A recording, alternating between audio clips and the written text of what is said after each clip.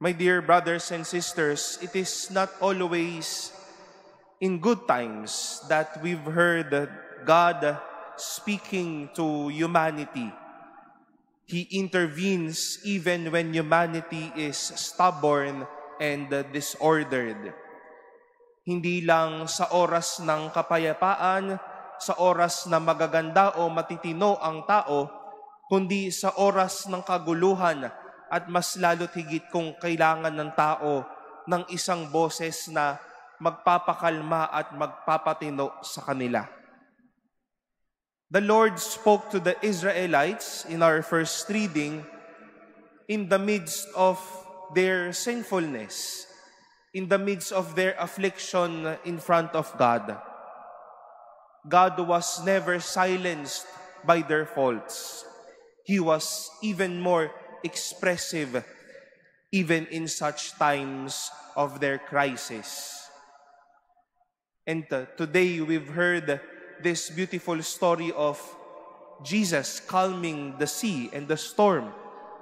At dito po narinig din natin na nangibabaw ang boses ni Jesus para pakalmahin ang magulo at ang malakas na bagyo, at gayon din para mapakalma at mapanatag ang namamatay at humihinang pananampalataya ng kanyang mga alagad. God was never silenced by storms. He even stood out as the strongest voice in the midst of storms.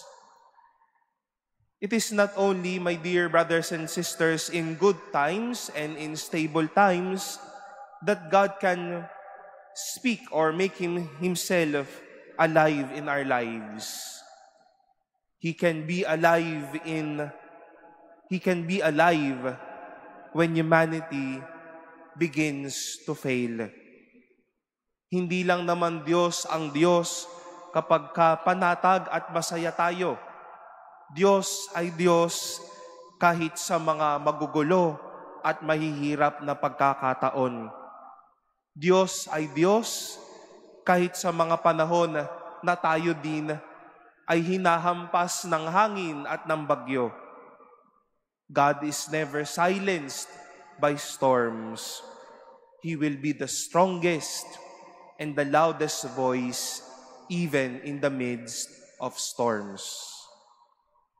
At hindi po maaalis sa buhay natin itong parehas na magaganda o hindi magagandang mga karanasan. May masayang oras, may malungkot na oras. May maaayos na panahon, may magugulong panahon. May panahong panatag tayo, may panahong gulong-gulo tayo. But the Lord will not only speak and remind us during good times. He will be there as well to calm and pacify us when we are shaken down. This day, my dear brothers and sisters, we ask the Lord to speak to us. Hindi lang po may gulo sa labas, may gulo din tayo sa ating mga puso. He will be the best voice in our happiness. He will still be the best voice to silence the storm in our hearts.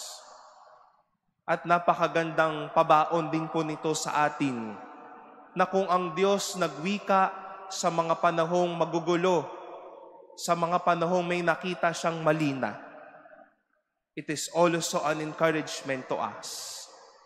Kapag may nakitang mali, magsalita, maging panatag, para magkaroon ng kapayapaan, para magkaroon ng kapanatagan.